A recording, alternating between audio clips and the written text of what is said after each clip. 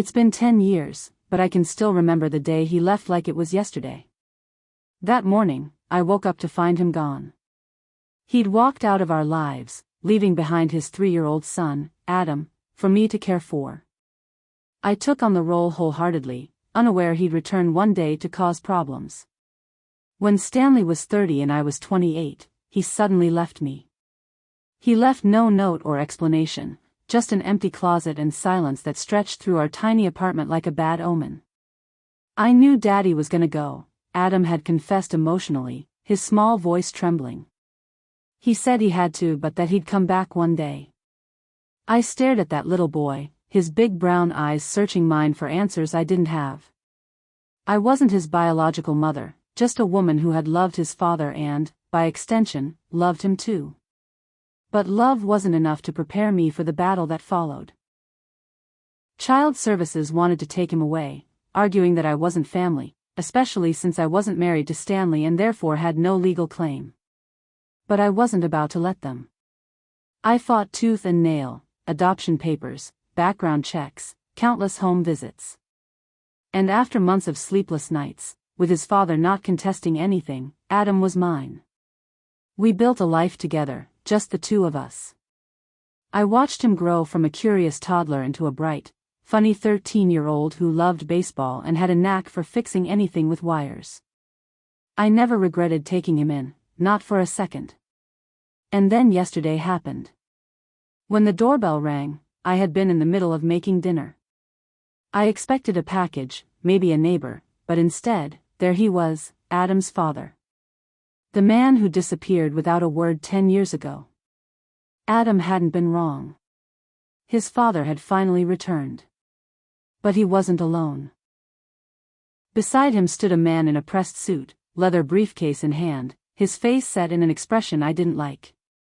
My breath caught in my throat. "What do you want now?" I asked, not bothering with pleasantries, sensing he was bringing trouble. Stanley shifted uncomfortably, running a hand through his graying hair. "I came to see my son." His son? I almost laughed. He hadn't been around for a decade. But before I could respond, the man beside him, who introduced himself as his lawyer, cleared his throat. "My client is here to re-establish parental custody," he said so smoothly as if this were some kind of business deal. "We're prepared to take this matter to court." I felt the world tilt under me. Court? After everything I'd done for Adam, Stanley thought he could waltz back in and take him away? But before I could say a word, Adam appeared in the hallway, his eyes wide with disbelief. "Dad?" His voice was laced with confusion and something deeper, hurt. Adam's father took a hesitant step forward, and instinctively, my son took one back. "Hey, buddy. I've missed you." Missed him? I swallowed the anger bubbling up inside me. "You don't get to miss him," I snapped. "You left. I raised him. You can't just show up and decide you want him back." The lawyer held up a hand. "We should discuss this calmly. There are financial matters involved." And just like that, the pieces fell into place. A month ago, I received a letter from a law firm informing me that Adam's biological grandfather had passed away, leaving a substantial inheritance to his only grandson.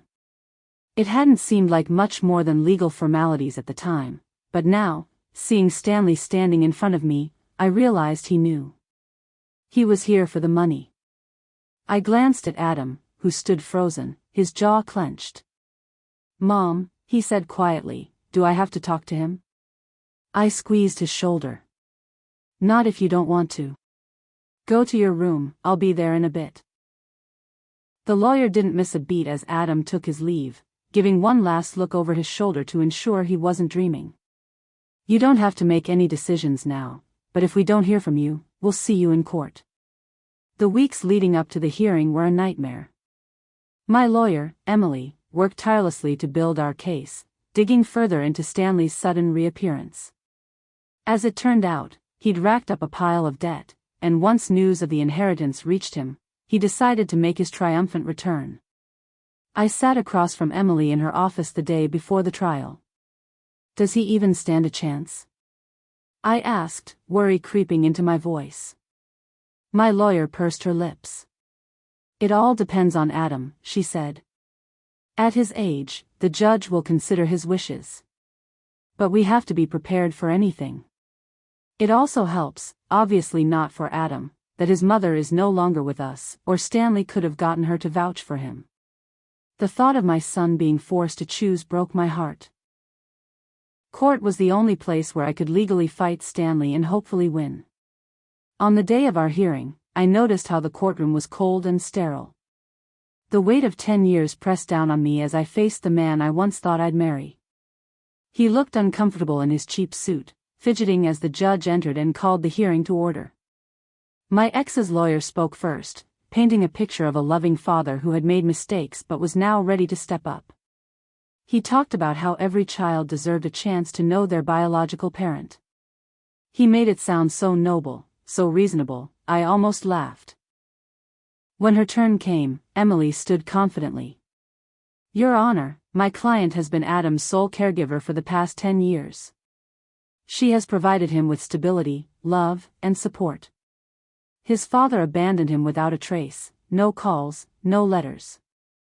Now he appears only after learning of a significant inheritance. This is not about love, it's about money. Stanley shifted uncomfortably in his seat but said nothing. The judge then addressed us, noting how the timing of the case seemed suspect, especially with Adam's inheritance coming in. She also noted how the main decision lay with Adam, who could choose to be with his father. If he chooses that, I can't come between a boy and his father. Then she turned to Adam, young man, do you have anything you'd like to say? Adam, whom I had already spoken to extensively about what was happening, stood slowly, his voice clear and steady. Yeah.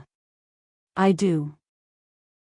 He looked at his father, then back at the judge, and at that moment, I saw a proud young man who would always know how to stand up for himself. I don't know him, ma'am. I mean, I remember him, but he's a stranger to me now. My mom, he glanced at me and smiled softly, she's the one who's been there for me. She's my real family. I want to stay with her. My heart swelled with pride, tears stinging my eyes. The judge nodded thoughtfully, then delivered the verdict. Based on the evidence presented in Adam's wishes, I see no reason to remove him from the only home he's known. Custody remains with Ms. Mitchell. Relief flooded through me, but Adam's father only sighed, looking at me with an odd mix of regret and resignation. I guess you won, huh? He muttered. I shook my head. It was never a competition, Stanley. If you understood that, we wouldn't be here. Having won our case, later that night, Adam and I sat on the couch, the weight of the day finally sinking in.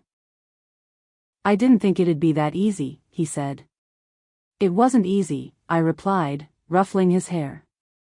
But you were amazing. I'm so proud of you. He grinned. So, does this mean I get to keep the inheritance? I laughed. Yes. But we're not touching a cent of it. It's yours for the future. Adam nodded, a thoughtful expression appearing on his face. You know, Mom, you never had to do any of this. You could have let me go when things got tough. I hugged him tightly. I could have. But I never wanted to.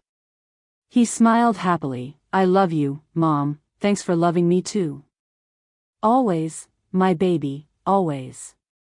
And just like that, the decade of struggles, love, and sacrifice felt worth it. Adam was home, where he belonged, nothing could ever change that. Write in the comments what would you have done and subscribe to our channel D-Damn Mix.